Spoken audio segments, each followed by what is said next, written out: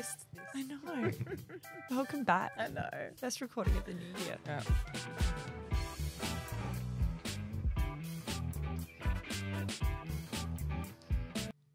Hello and welcome back to Humble Brags and Shopping Bags. First recording of the year. 2024, let's go. This is a very special episode which is sponsored by Loop Returns, which is a leading returns and exchange platform for e-commerce brands.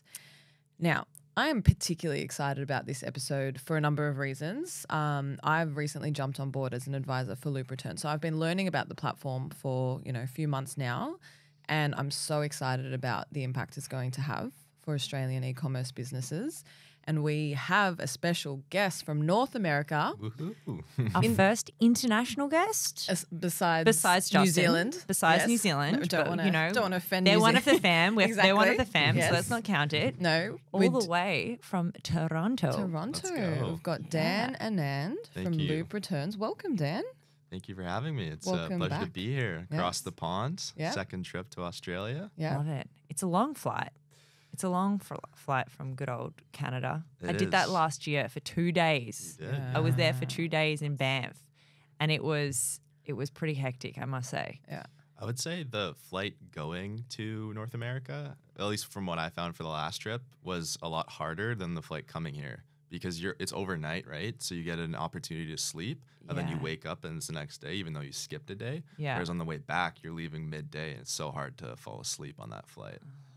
It's a struggle, but lucky we have good coffee here. Absolutely, Yes. the coffee culture. Have you been is- enjoying the coffee? is mint. I'm a coffee snob. But I love it. As Yeah. I was saying before, in Canada, you don't have the best, and it's like overpowered by the Starbucks or the Tim Hortons or the McDonald's or the Maccas is what you like to call it here. Maccas. Yes. Yeah. Whereas here, it's like all independent. And Carmel and I went to a coffee shop yesterday, and I picked up some beans. I brought a check bag just to bring home a lot of coffee beans. So good. I love that. Priorities. I'm really into the coffee Instagram.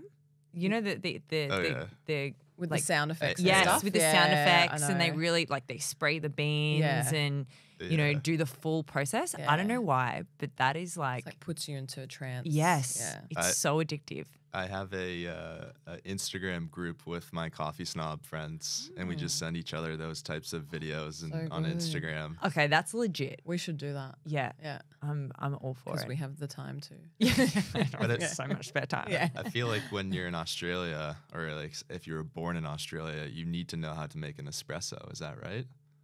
Need to know how to make one? Yeah, like operate an espresso machine. Whereas, No, I think it's a pretty big culture of buying coffee. So I wouldn't say you need to know how to make it, Yeah.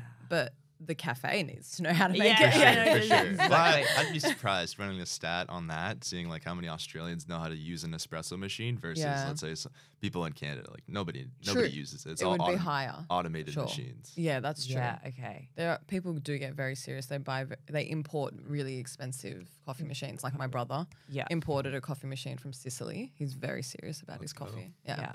Anyway. Anyways, Loop Returns. we diverge. One of I think the most, I'd say for Shopify, like if you don't have Loop, what are you doing? Yeah. Because we see all the time. And I know that a lot of our agencies, a lot of our merchants in particular in this region use Loop a lot.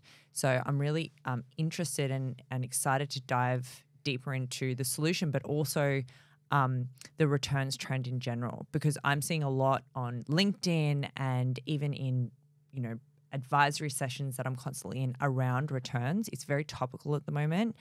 There's a lot of data coming out around returns, what brands should do in regards to return policies. I think it's all incredibly topical. So I'm excited to dive in deep and learn a little bit more. Yes, I agree. So if you could start just by introducing yourself, and then a lot of our listeners may not be familiar with Loop, so just giving an overview of what the platform is. Yeah, absolutely. Well, I appreciate you having me on. And a quick background on myself. I've been in the e-commerce industry for the last 6 years. As I said, I'm from Canada, and I actually stumbled into e-commerce in a city called Kitchener and Waterloo. Kitchener and Waterloo are two different cities. And if you're familiar with BlackBerry, rest in peace, they were founded in Waterloo and still have their offices there. As well as when I was in university, Shopify Plus opened their first office in Kitchener, Waterloo. And I remember Toby coming in, doing a talk for our university, and it was just so inspirational. And I'd never seen a company like that before. I think that was maybe like 2013, 2014. And I was like, I got to work for a company like that in the ecosystem. And throughout my university career, I had the opportunity to do a co-op term at a company called Smile.io. Yep. And so they're loyalty and rewards. And that's kind of how I stumbled into it, and had a couple different roles in business development to sales and then to partnerships, where I really found my true passion in the role and in working with partners, agency partners, logistics partners, platform partners. And then COVID hit. And then COVID, two of the people that I looked up to the most at my company at Smile transitioned over into Loop, which was a Columbus, Ohio-based company that had about 10 employees, and they did returns. And people were like, what are returns, and how are you making a business out of returns? Yeah. It's been 3.5 years at Loop, and it's probably been the best decision for me to go over there. And today I get to oversee a part of our partnerships team, where we get to work closely with logistics, tech, and platform partners, and of course agency partners as well. And so if you're unfamiliar with Loop, as you mentioned, Carmel, we're a returns and exchange platform for e-commerce brands. As of today, we only work with Shopify brands, but that's subject to change this year as we're going to expand outside that platform. And the easiest way to put returns in a returns platform is, we're all consumers at the end of the day. We buy a lot of stuff and returns happen. And when you buy from a brand that's online, it might not have a retail storefront. What do? You have to go through that process. And so how we approached it is we're the software. We say pixels, not parcels. And so we don't touch the inventory. We're the software on the front end of it, where customers are going through to submit a return. And typically a brand will offer a couple different outcomes for why you'd be returning. And, if you think of your own experiences, you might not be returning because you don't like the brand. It's maybe you just got the wrong size of product, or you got the wrong color. And so we offer those types of outcomes, whether it be an exchange, a store credit, or a refund. And of course, we would try to optimize that process to help the brands save revenue from return revenue, as well as save those customer relationships. So today we work with about 3,500 Shopify brands. And definitely more on the upper end of Shopify, as the more return volume you have, the better the ROI with a platform like Loop to optimize, to save money, to save relationships, and save time. And in Australia, it's it's our second biggest market outside of the States. We have about 350 Australian brands today, the likes of LSKD, Princess Polly, Meshki. And it's been really cool to see over the years that I've been at Loop, coming in to the role in partnerships. And we didn't really have any relationships in Australia, and we didn't really have too many merchants in Australia, but there was no returns player at the time there. And so it's been cool to see the evolution of our relationships, both from partnerships to the merchants that we have. It's really cool. And it's really cool to see the growth of Loop. People underestimate how many Shopify brands are in Australia. Even for Shopify, Australia is a massive, massive market, and we will punch well above our weight in terms of where we're at in the global stage. But I do believe that in this country, from an e-commerce perspective, we're well ahead from many other places in the world. And in terms of the customer experience, returns is such a crucial and integral part of that, because it can create so much friction. I hate returning stuff, honestly. and it's purely because I'm like, it's too hard. Yeah. I don't have the time, and I couldn't be bothered. So from what I've seen, and when I've actually utilized Loop returns through, I think it was Meshki, it was so seamless and so easy and so intuitive. It literally walked me through the process. Exactly. It's such a missed opportunity for a lot of brands who don't have a platform like Loop. It's more than returns, right? And we'll go into the features and benefits of Loop returns, but it really is like an end-to-end digital platform. The data behind returns is something that retailers can use to their advantage in order to drive retention and LTV and all those other awesome buzzwords. But another thing is that, when it comes to retention, it's like the instant exchanges and all of these really cool features that you forget about with the returns process. You think of customer experience, and you might think of just the buying process. But what I really love about Loop is that the data and analytics behind it, the customer experience you're giving them. It's very cool, and we'll jump into it. But what I would like to explore is specifically for Australian retailers, the opportunity that Loop Returns is able to provide, and what gap in the market do you think it's filling, and what impact is it driving? Yeah, I would say in terms of, you think of your own personal returns experiences, it's definitely a sensitive time in that customer's journey where whatever reason you might be returning, you're at a inflection point where you need to take action, and the brand's kind of in the driver's seat. And before that, it's the consumers that's in the driver's seat all the time. And so making sure that you have a really seamless experience, a self-serve experience, an experience that gives the customer optionality in terms of the different types of outcomes that they want, as I mentioned, in exchange for a different size, color, or maybe it's like you like the brand, you didn't like the product, but there's, Meshki, they have a pretty big product catalog. Why aren't you giving them the opportunities to exchange across catalog? And maybe you want an opportunity to incentivize that customer to do so. These are the types of experiences that Loop can offer these brands, and opening up and creating a memorable experience.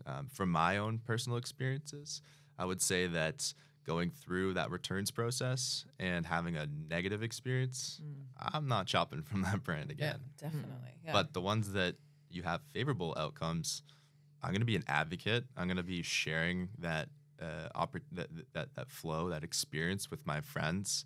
I was telling Carmel yesterday, Bombas is a Shopify merchant. I know it's not as familiar in Australia, but they're socks.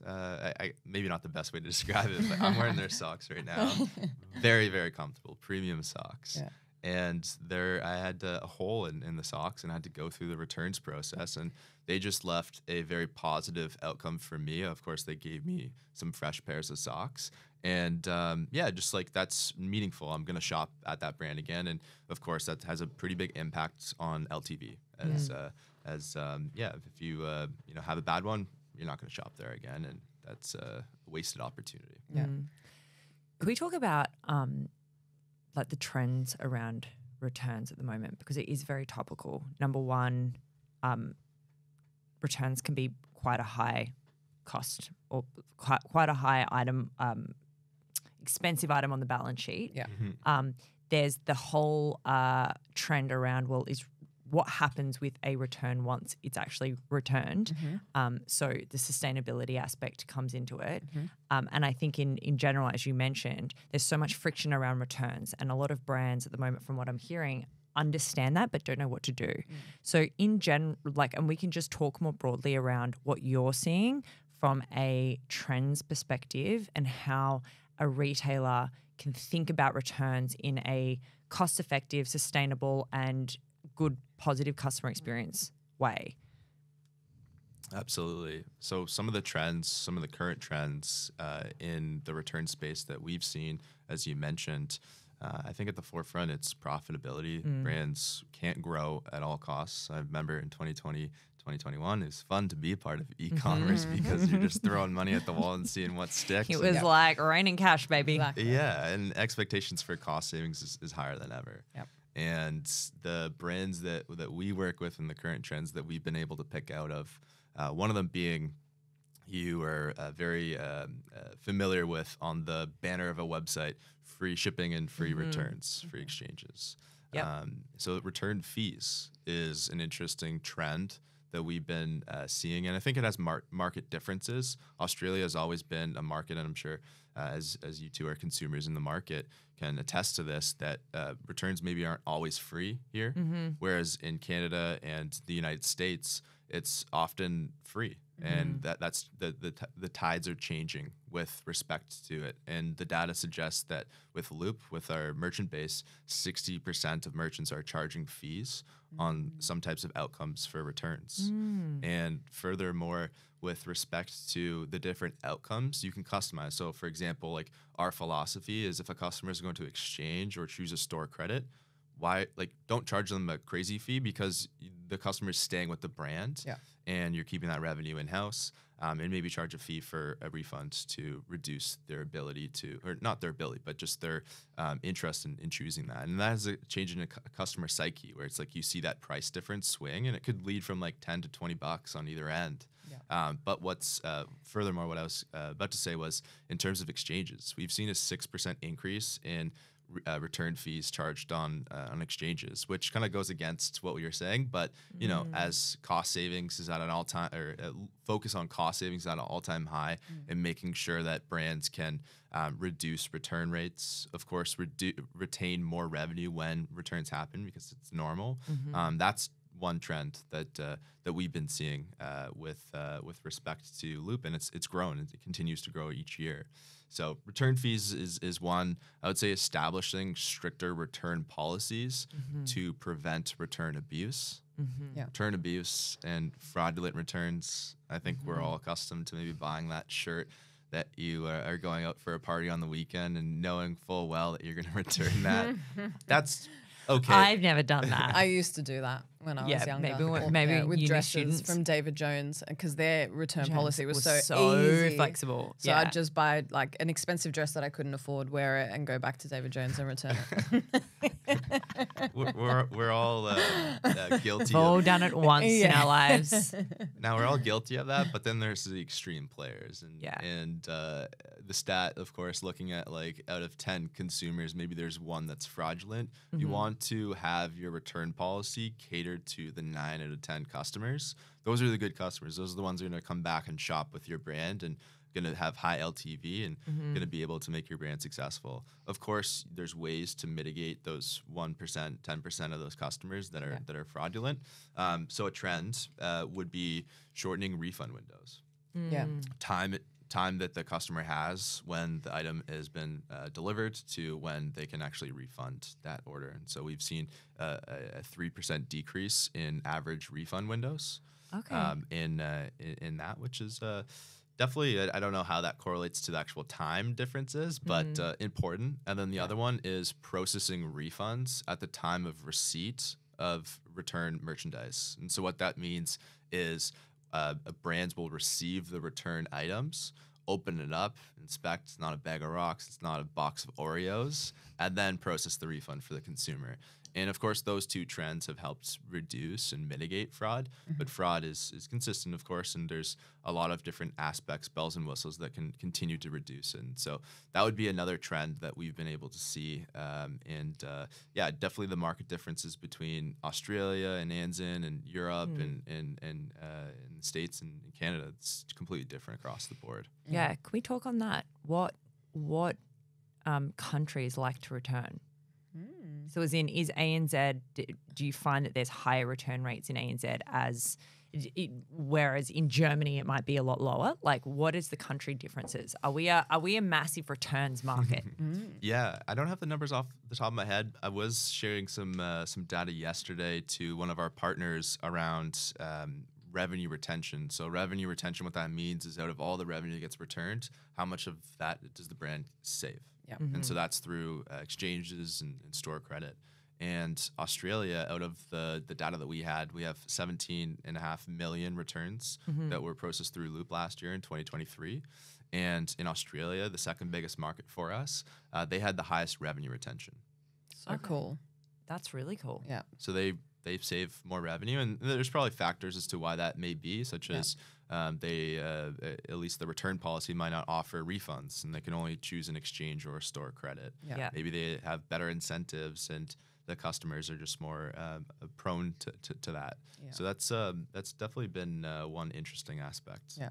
I mean, I think, as you would know, being at Shopify, what I love that Loop does is that when you go to exchange, obviously the user experience is great. You can choose a different color, size very quickly, or all the work that the brand has done building their website and their product catalog, it can direct you straight back to the website to shop for any other product, and your credit sort of like magically appears, right? That's how it works. So I think that's one of the ways that they're able to retain that revenue, because you shop directly off the website. Yeah. So the user experience is seamless. And then with the instant exchange, it's cool, especially for people like us. Like, imagine you're going to an event Yeah. and you've bought a dress and it's the wrong size. Yeah. So you need an instant exchange. So you put your credit card just to a hold on your credit card so that they know you're going to send the product back, and you can get it straight away before they actually receive your return dress. Oh, which is so helpful. Yeah. It's game changer. Like, that's amazing. Yeah. Yeah, Exactly. as a consumer, you've purchased an item, you've waited X amount of days for it to be delivered. Yeah. You're so excited to open up that box, and if it's a dress, try it on, or whatever the product may be. And then, you're bummed that it doesn't fit, or whatever the reason is that you have to return it. Yeah. And instant exchanges is a great solution to improve the speed that customers get their exchange item in their hands. And specifically, as Carmel, you had mentioned, it's just a simple hold, similar to like a hotel hold. And the exchange item is shipped out right away upon return submission before the customer needs to ship back their old item.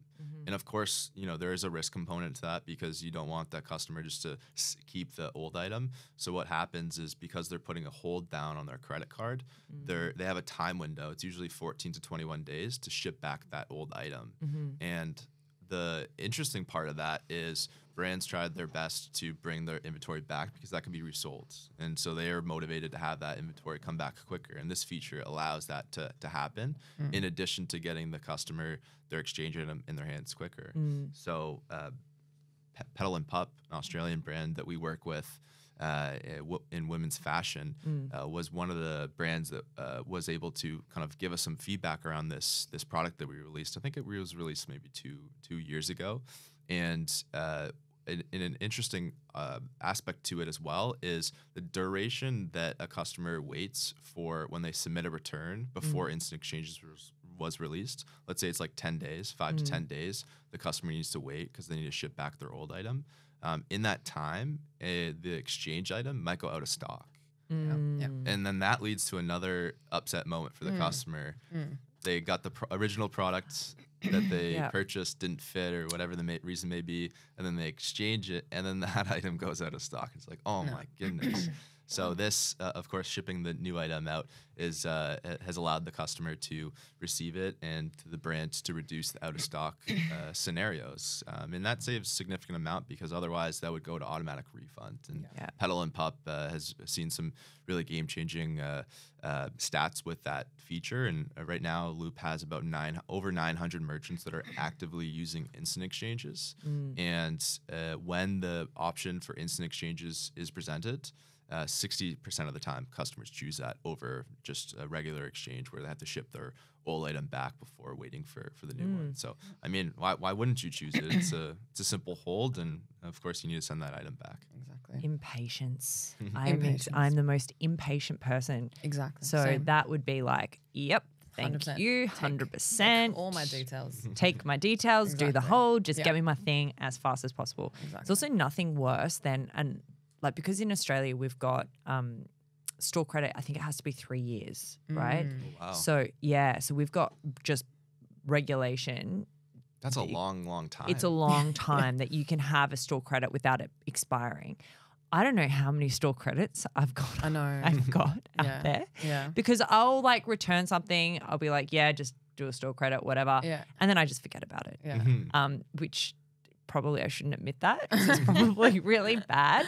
But Your dream customer. the instant exchange is, it's actually not good, because then on the balance sheet, right, if you've got store credits that's sitting there, it's technically considered a liability. So actually, I'm sure that a lot of brands will want you to, like, exchange would be perfect, ideal, and exchange instantly, so they don't have store credit on the balance sheet, because it's not good.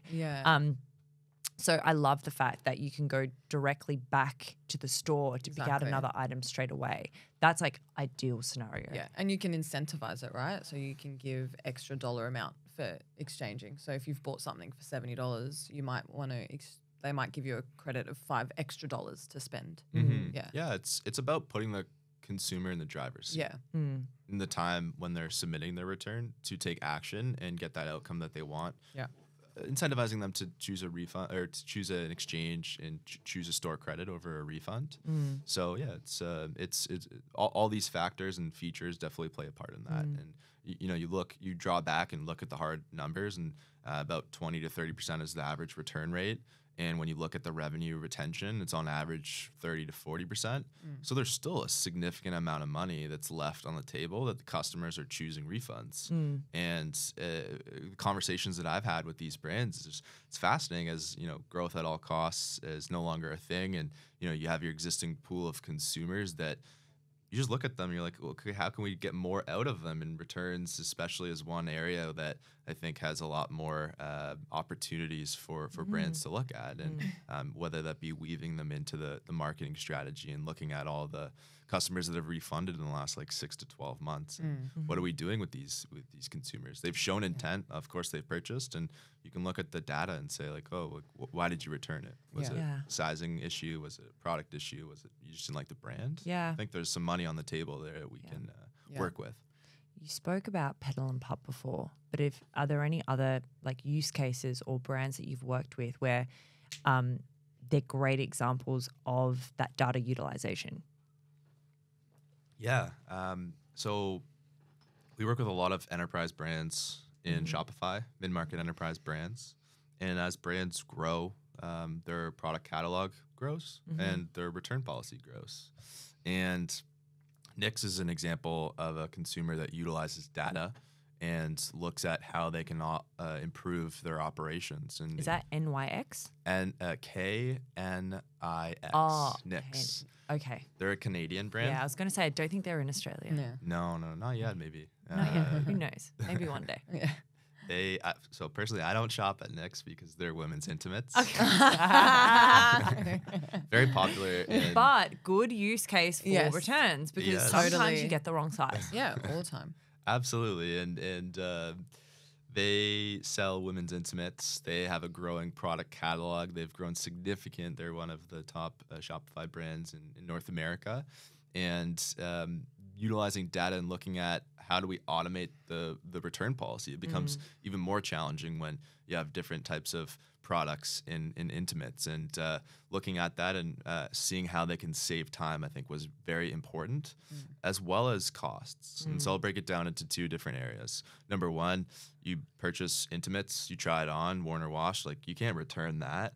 And automating that policy is really important to save time so that consumers aren't reaching out to support teams being like, hey, can I return this? And so in Loop, utilizing a specific feature we call workflows. Workflows is probably the most fascinating feature that I believe in at Loop. It's about 2 years old, and there's so many practical use cases on this. And so this is one use case of telling the consumer, asking a simple policy question of, hey, have you worn or washed this? If you've selected yes, keep it. Give it to someone else.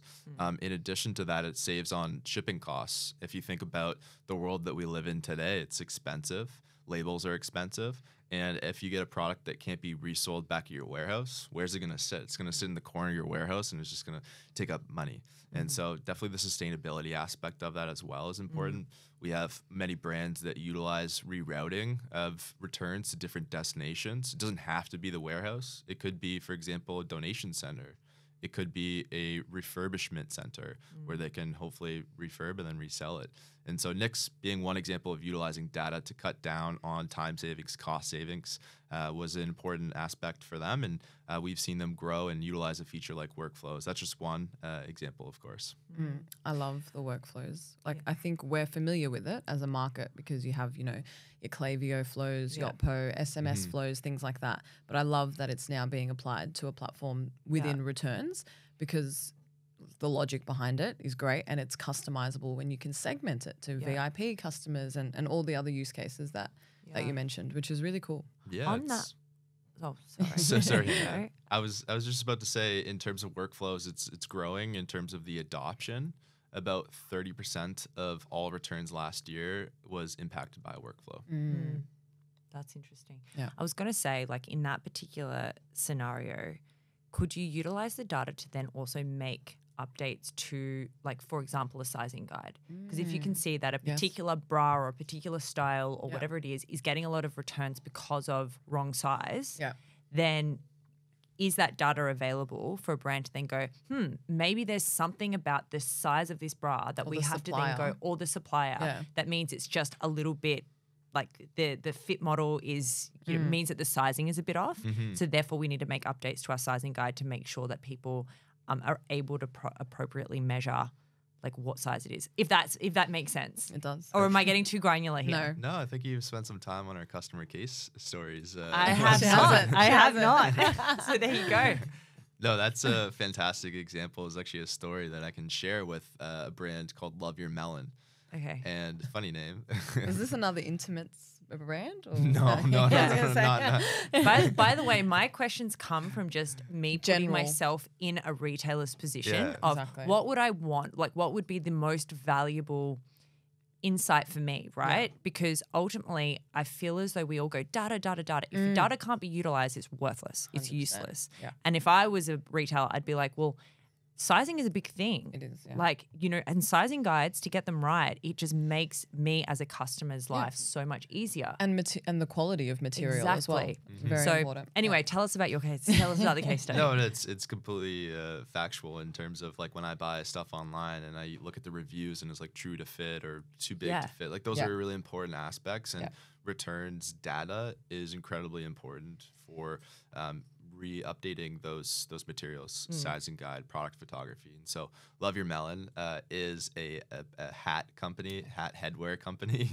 So if you got a big head, Yeah. you know, They got you covered. And they use Loop, and they found through the return reason data, which is what we collect through the returns process, that the product photography on one product that they have was indicating that the color difference in the photography was wrong. They were buying like a blue hat and it came out a different color.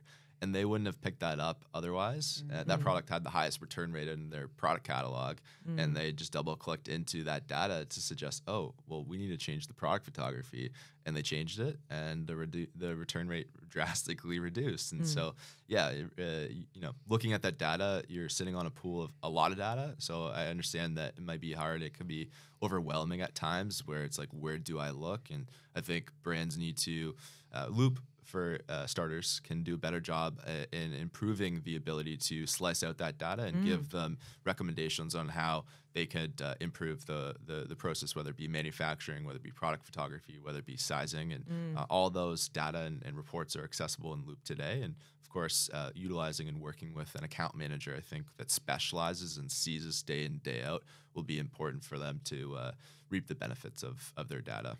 yeah, it's such an interesting aspect, and I think like debatably one of the most important aspects. Like in often we talk about in Shopify ABC reports, and that's just the product grade of like, yeah, your A grade is that's profitable product, it sells out. You know, you want to be focusing on that. Then you've got your obviously your B's and your C's, which you have a lot of stock on, will typically go on sale first. I mean, you need that mix. But if you had, okay, why is a product in a low grade category?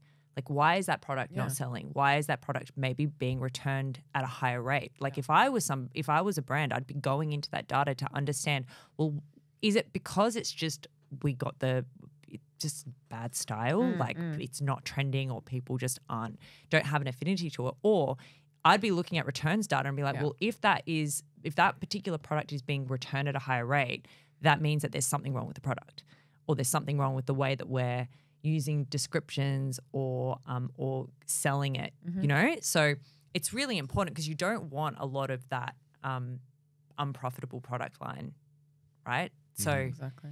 yeah, interesting. And sometimes you kind of get lost in the sauce, and you don't realize that it's just like a simple fix. Like the story that I mentioned is just changing the sauce. changing the product photography. It's like Yeah. so simple, and the return rate obviously drastically reduced. So it's too much data nowadays, and in my opinion, and tools that can make it easy to digest that data and make informative decisions are going to be the ones that are going to be game changer for our ecosystem. Yeah, for sure. Which actually brings me to my next question of integration with other e-commerce platforms. So creating, a seamless experience by partnering with, other tech. And we know we've had Klaviyo on the podcast before. We've had the founder of Seco, and I know they're all partners of yours. What are some of your most important integrations? How do you integrate with other e-commerce platforms for the retailer or the brand to have a more seamless customer experience across the entire tech stack? Yeah. So integrations are crucial for our success with a merchant's tech stack. I always classify it as we're one piece of the puzzle, and there's no way if you don't work within the ecosystem, it's going to be very difficult to help the end users at these merchants succeed in their roles. And so we work closely with customer support agents and managers, e-commerce managers, the stakeholders, logistics. We also work with finance individuals and accounting. Believe it or not, it's very interesting. Fun. You know, returns and as you mentioned, Hannah, store credit, liability, and returns, outstanding returns too. So, anyways, there's a lot of different stakeholders that we touch, and when you think of the tech stack that these stakeholders use, there's a lot of them. And so breaking it down, I think our core integrations start off, number one, with the fulfillment service. So third-party logistics, WMS, they're sending returns back to a warehouse, and we need to give that warehouse visibility into the returns that are coming back so they can staff up and have operational efficiency there, as well as the warehouse, of course, wants to make more orders and push out more outbound volume. And so we can help push that out based off the statistics of Loop and driving more revenue through exchanges. And so the first integration that I typically see and our team sees a brand integrate with is going to be their warehouse in their 3PL, third-party logistics. The second one is customer support. So Gorgeous, Zendesk, Gladly, the players out there, customer. And it's really important when you're going through the returns process, or if there's a customer inquiry, to have that information readily available at their disposal in one admin, so they're not flip-flopping between screens.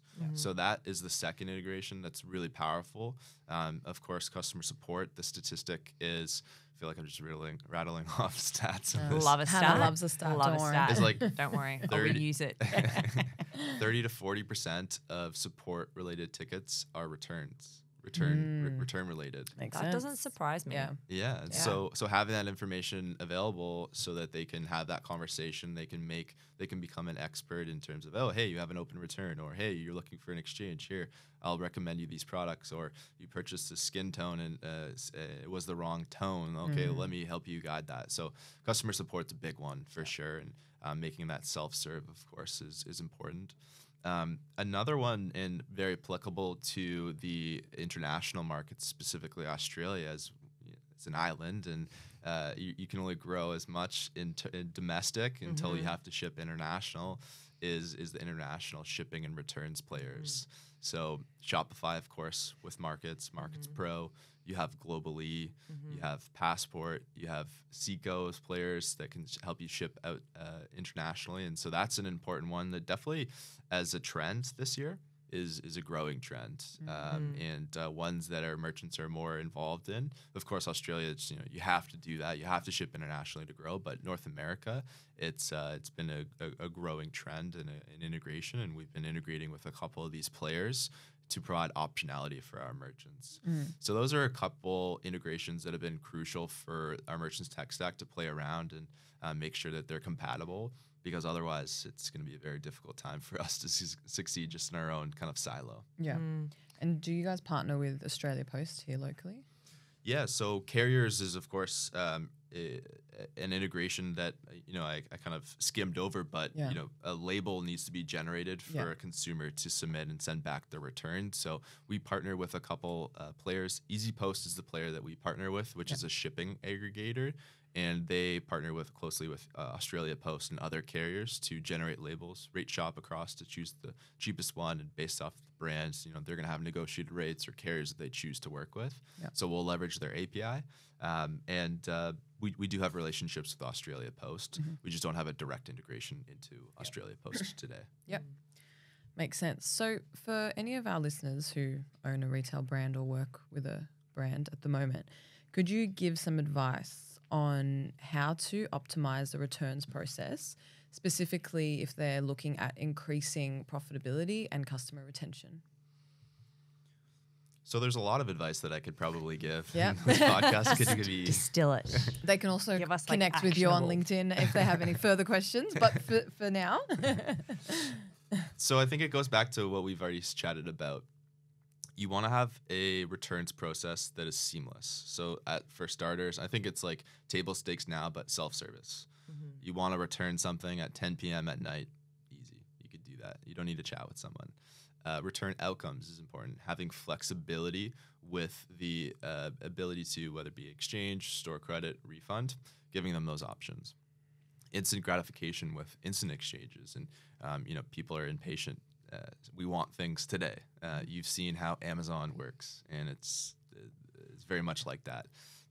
In addition to on the back end, working with your tech stack and integrating so that you can have fulfillment strategy and you can give them visibility into that is going to be extremely important.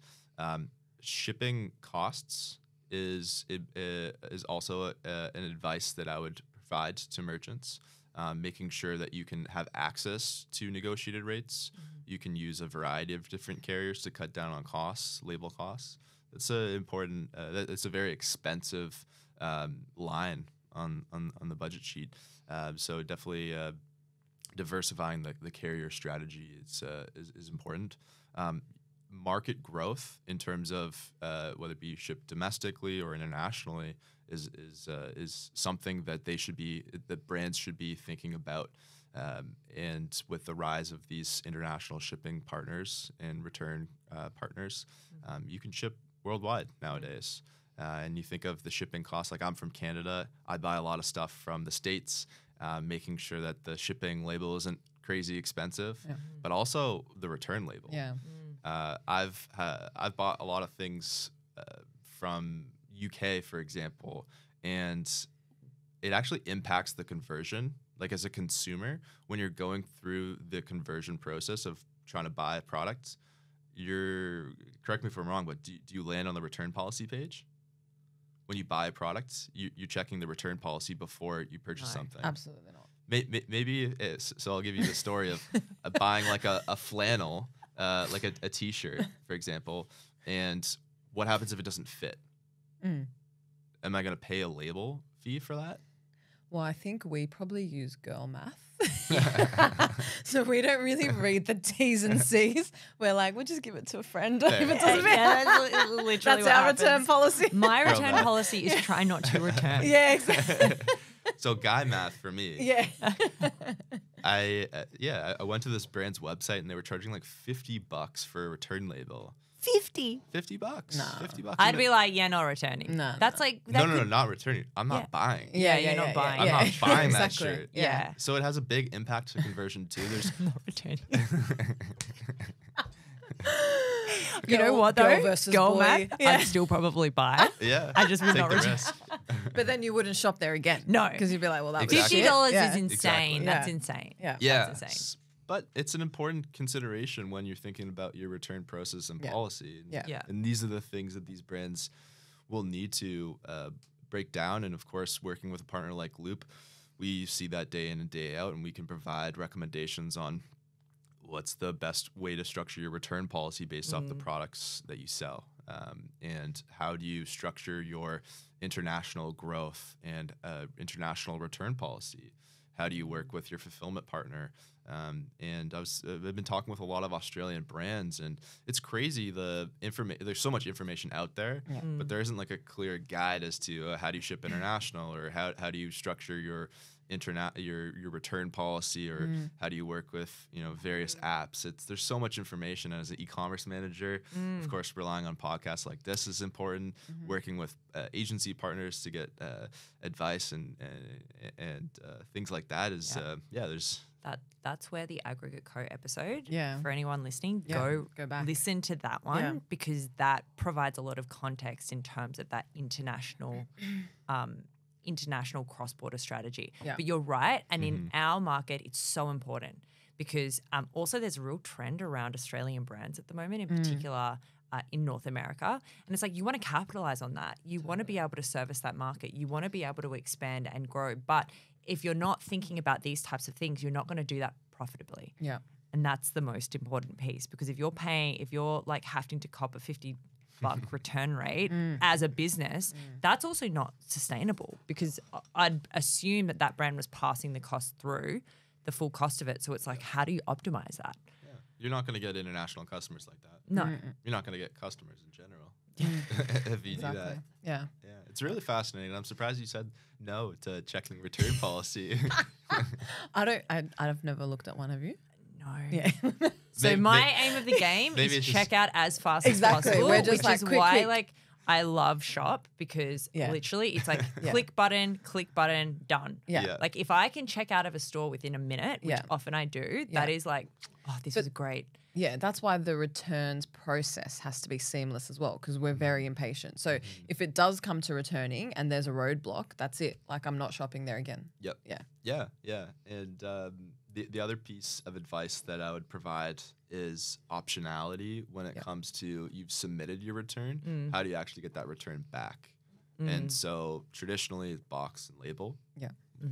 Carry like Australia Post. At home pickup.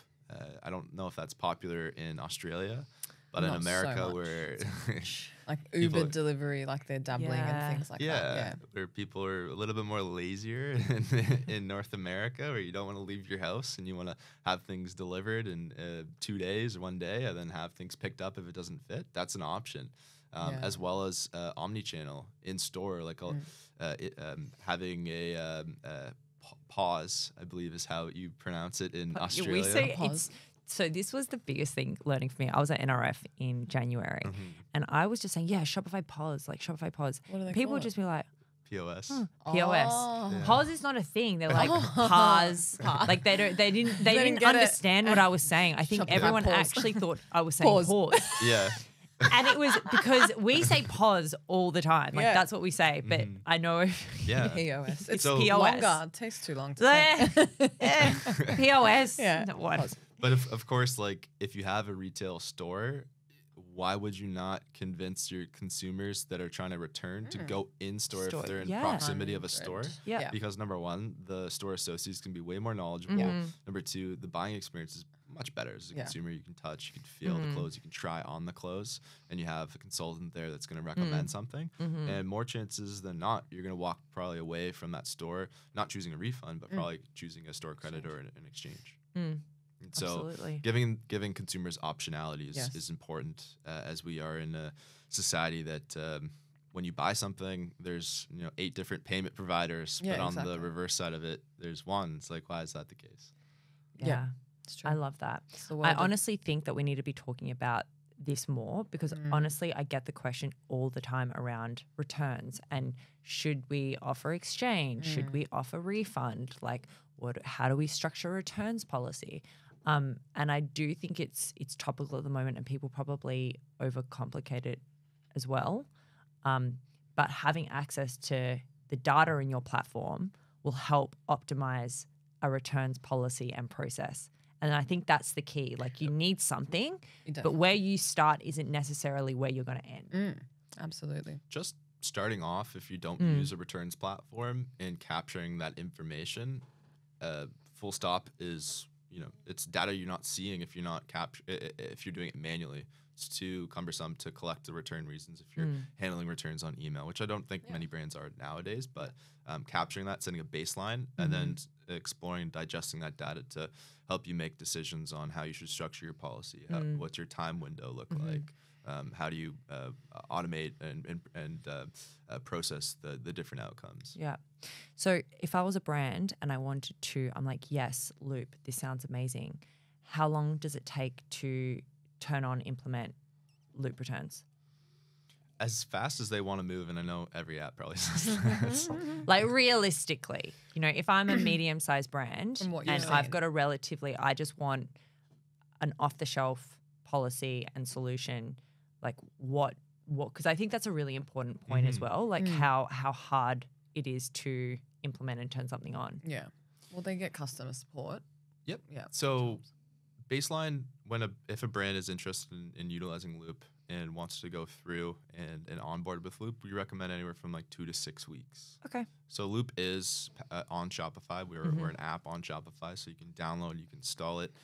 You can set up your policy. You can choose the different shipping providers that you're going to leverage. Of course, you want to do branding, customization, all the notifications that go along with it, such as like you've returns submitted, returns in transit, all this stuff. So 2 to 6 weeks. I'd say the most complex thing would be your tech stack integrating within that. And so we have over, I think, 60 integrations today. So it makes it very flexible to integrate seamlessly with whether it be your customer support, your 3PL provider, your ESP, SMS, your international shipping provider. So those are straightforward, but I think, yeah, sometimes it's a little bit complex. You know, we speak of like Apparel 21, the ERP segments of the tech stack, where you want your data to flow from. Yeah. But yeah, generally speaking, 2 to 6 weeks. We've seen brands get up live really, really quickly, and they are supported with an onboarding manager, and then as well as with a customer success manager. It's they are in the position to, number one, walk you through and handhold you through those steps, but also provide recommendations and consultation around, hey, like you're doing this, but I think you should be doing this based off our data that we sit on, and we should be the experts in that space. Yeah, awesome. So what do you see for the future of Loop, specifically in Australia and New Zealand? Expansion plans, supporting this region, what does it look like? Yeah, I think first off, we got to get boots on the ground. Hire people in. Number one. Number one here. Yeah. And these trips are very eye-opening. As I said, this is the second trip that we've made as a company to visit our partners and visit our merchants. And of course, there are market differences. In person is extremely important. Having the Australian market is tight-knit. Yeah. Strong community. Yeah. Yes, I wouldn't say like follow the leader, but kind of like that. Yeah. Like if the top brands are utilizing certain tech, and everyone's sort of familiar with each other, friendly, and we'll share different pro tips with one another. And so I would say just boots on the ground. Number one is important for us. We've Customer support you're looking to put on the ground at some point. Customer support which would be very, very useful, I think. I think they would love to hear that. There would be local customer support coming. Yeah. And customer support, of course, carrier expansion and just optionality within the different partners. We met with Hub yesterday at Pudo location, funny acronym, but pick up, drop off. Is what it stands for, and just giving the convenience. I was like, sorry, what was that? Who? You did what? Giving the convenience. You know, customers don't want to walk or drive like 10, 20 minutes to a post office. If you can walk around your corner and drop off your return there, boom, perfect. Right. Yeah. And so, retail is interesting. Pause and making sure we can support that. And as omni-channel of Australian brands continues to grow as a trend, we can provide both opportunities to return in store, return online, vice versa. Those are the aspects and strategic imperatives that Loop is focused on in 2024, among just continue to execute on our bread and butter with returns. And the kind of a fun update would be this year will mark the first time we're venturing off into a new product catalog, a new product venture, being order tracking. And so having customers, when they place an order, visibility into where their order is at until it's delivered. That's an important aspect for Loop, and it'll be cool to grow that side of the business. That unlocks, selfishly for me as a partner individual, ability to work with new types of partners, marketing agencies, and that will be the first time that we have 2 product lines in addition to just what we have today with returns. Very cool, very exciting. So we can now move on to our rapid fire. Love a good rapid fire. Which we I love love. this first question. Okay, you're ready for it. What surprised you most about Australia? That most people live in like the 5 major cities, and a lot of the islands, like, they don't live there. Interesting. Yeah. So when we're talking about islands, do you Yeah. Do we mean like Yeah, I don't what know the islands? random like Or are they like little islands? islands Or in like Sydney? the rural areas? Yeah. Mainly in Australia. I was just so surprised. Like maybe it's just never came here, never really thought about it. But you know, of course, it's all coastal, and people live in like Melbourne, Brisbane, Yeah. and Sydney and Perth, and maybe Adelaide is the top 5. I'm from Adelaide originally. There she is. Don't knock Adelaide. So that's one. Can I give another one? Yeah. On the crossing, when you stopped at lights in the crossing, like Okay. makes sounds. Yeah, that's, Yeah, I know. How good is that though? yeah, it's of course. Wait, you don't have that? It doesn't No. make sound. No. Oh, well. Yeah, it's like it's just It's a great for flashing, people it's with just a flashing disabilities. light. Yeah. Yeah, it's a whole Yeah. accessibility Yeah. piece. Yeah, Yeah. Is in Australia when the stop light happens, is it red lights on all 4 sides, or is it just the 2 sides? Because sometimes in North America, like all lights are red, and then you could like literally walk diagonal through the intersection. Oh, okay. Sometimes on major intersections, yes. Yeah, But on like Yeah, little yeah. intersections, no. and yeah, Yeah. I think I've seen that here. There are some intersections where it's Yeah. just you can do whatever you want. You just have everyone cross at the same time. I'll But- do what I want anyway. Old mate Red risk light taker or here not. just like walks across the intersection. I am God. Yeah. You should move to New York City. Yeah. You'd fit in well Yeah, there. exactly. Exactly. Oh. Next question. What is a brand that you think absolutely nailed their returns process? Well, I already said Bombas. Yeah. So I can't say that again. No. I'd say Princess Polly. Princess Polly's been a brand that we've worked incredibly close with over the years, have helped us expand into the Australian market as well as North American market. They're first to take on new features that we release, whether it be Pudo locations in North America, which with Happy Returns, to different types of apps, and just leading the charge and setting a roadmap for other brands to look up to and say, hey, like they're doing this and they've seen some great results, and being fearless in adopting new things that maybe some other brands would have a little bit more friction towards it because they haven't seen it tested out. And I appreciate that and admire a lot about that with Princess Polly. Totally. I'm a big fan of Kim Zorn from Princess Polly. We need to get her on the They podcast. always Kim, lead the way. when you coming? Yeah. Hi, Kim, Yeah. come on down. Yeah. They They do, feel they like really they get do. brought up a lot Yeah. in terms of the way that they've really thought deeply about the customer experience Yeah. and using technology as an enabler. Exactly. They What- always get Killing brought it. up. One aspect for Princess Polly was, I'll shout out a newer app. They're from the co-founders came from Loop, and the app is Status. I don't know if you've heard it. Status I have accounts. heard of it. Yeah. And Princess Polly, I was actually like really surprised at how they did it. It makes sense. So Status is like customer accounts. Yeah. And it's like a floating.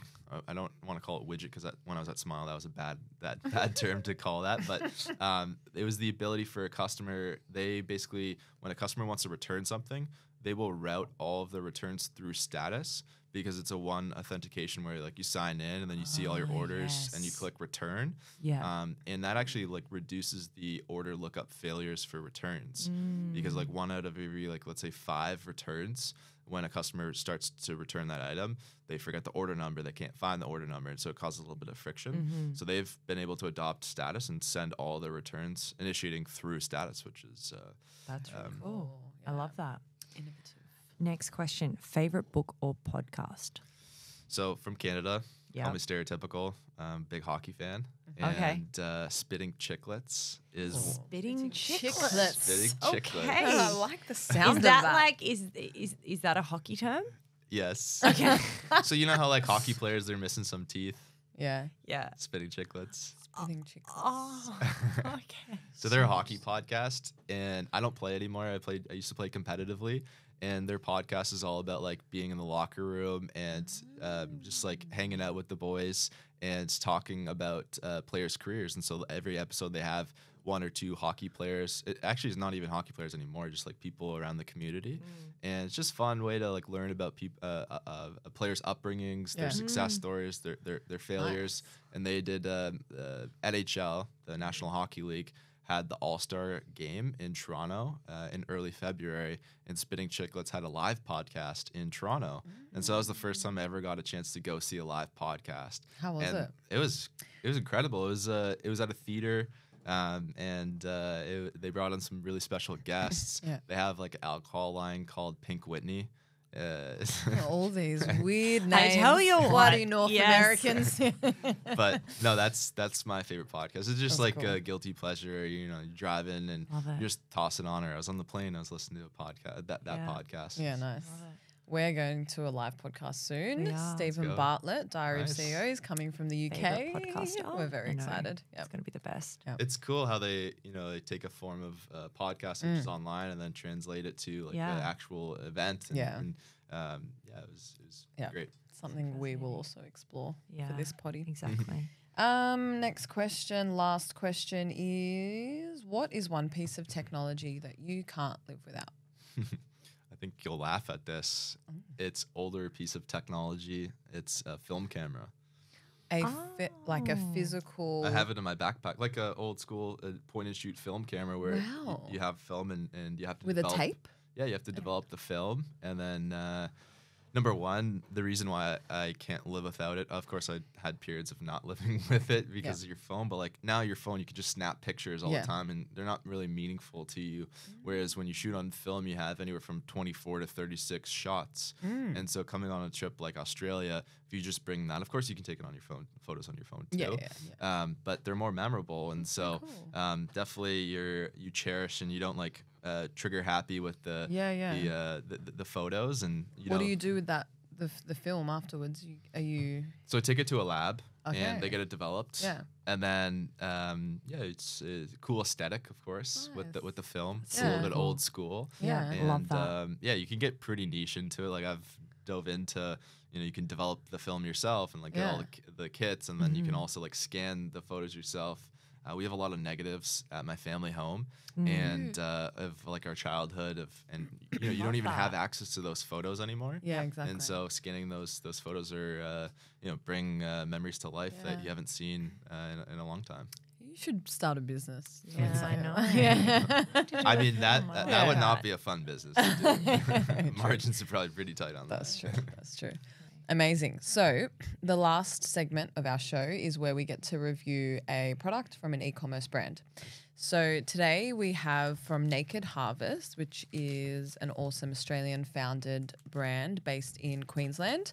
And they do health, they're in the health and supplement space. So, I actually did get gifted a big box of these Busy Gal shakes, and I've gone through them, so I only have 2 left, and I don't have She's the box already anymore. We're meant to review them. She's Yeah. like, yeah, sorry, too It late. took too long. I'm not going to wait around with these just staring at me in my kitchen. But no, they do a range of different products, and I love a lot of the things they do. But this one's really cool. It's an all-in-one shake specifically for women, which contains a whole bunch of vitamins, minerals, protein. When you're on the go, which we are a lot, and we just, whether we've not had time for breakfast or we're going to have breakfast a bit later or we just want something in between, this is to sustain us throughout our busy days.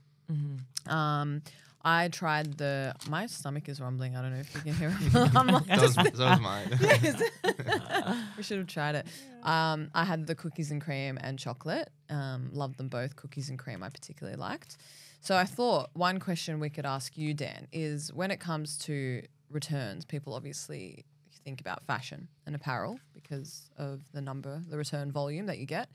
But obviously this is health, food, supplements. I'm curious to understand how a returns process platform can help a vertical like this with their customer experience, and whether you've seen that before. Yeah, believe it or not, there are verticals outside of the traditional ones that you would think of that are relevant for returns, such as fashion apparel, swimwear, footwear. We work with a handful of supplement, health, beauty, jewelry verticals. And so the key theme for a brand like Naked Harvest in the vertical they play in is that customer experience. Yes, they might not have a ton of returns, but of the customers that do want to return for probably a refund or maybe a different type of flavor or different type of supplement. Again, that's like no different than if you bought a t-shirt and it was the wrong size. It's a sensitive time in the customer's experience. And as a brand, you need to have a good process to help mitigate that customer and save that customer relationship. And so the focus is, and the keyword is LTV, customer LTV, lifetime value. And if the customer, let's say, bought the chocolate but likes the cookies and cream, or wants the cookies and cream and didn't like the chocolate because maybe it tastes like paper mache. Oh, mache. I've had protein that's tasted like paper mache. True, it's not good. Very powdery, yeah. Yeah. But LTV and the impact, 'cause especially like think of the first time consumer, you've been gifted this or you bought this and you don't like it. Well, maybe I'm not going to try this protein or supplement brand again. I'm going to go somewhere different. And so there's a lot of brands. That's those verticals are a focus point for Loop as we expand and just align the value props that I'm sharing right now to them, getting that word out there, because these brands are hyper focused on keeping these relationships, and the returns, even though the volume is low, it's still an important aspect because you save a first time customer and they end up becoming a lifetime customer. And if the return volume is low, are you still able to use Loop? Like, is there a threshold where Loop would turn a brand down? No, the return volume is how we price. Yeah. But it's not a limiting factor. Yeah. You can have 0 returns and use Loop. Okay. But, It's probably ideal scenario if you've got no yeah, returns. exactly. Yeah. It's like, that's great. That's probably what you're wanting. Thinking of like building a brand, don't have no returns.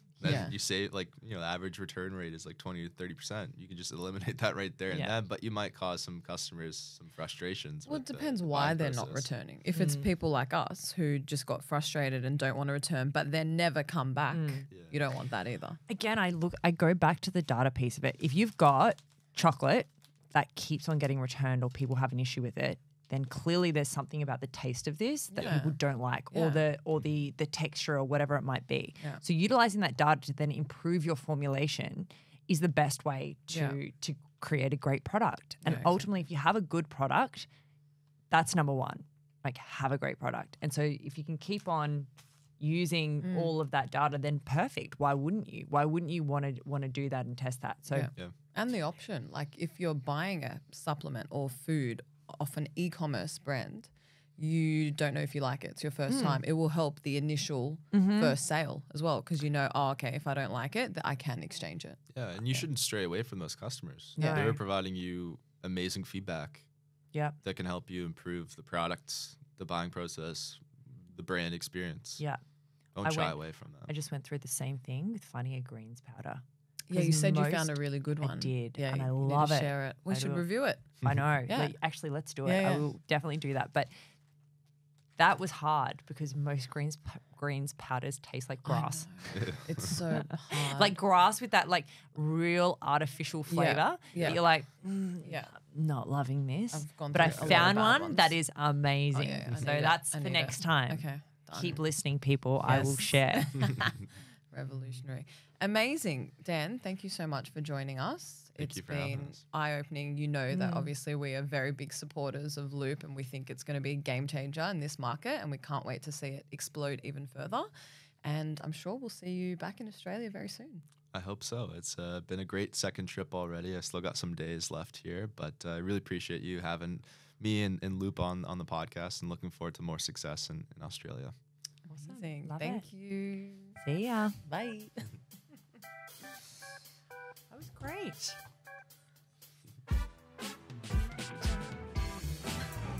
Yeah, it's like a whole